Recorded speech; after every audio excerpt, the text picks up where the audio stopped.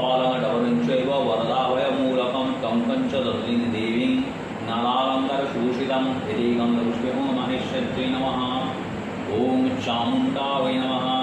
ॐ चामुण्डट्टहासं विकुटिदर्शनं भीमभक्त्यां त्रिनेत्रं नीलं भोजप्रभावं ब्रह्मजितवपुषिं नरमण्डालिमालं खड्गं शूलं कपालं नरशिरकुचितं खेटकं धारयन्तीं पितारूढं प्रमथ्यं मधुमधुमुदितं भवेच्चण्डरूपं यदि गन्धपुष्पे ह्रीं चामुण्डावै नमः।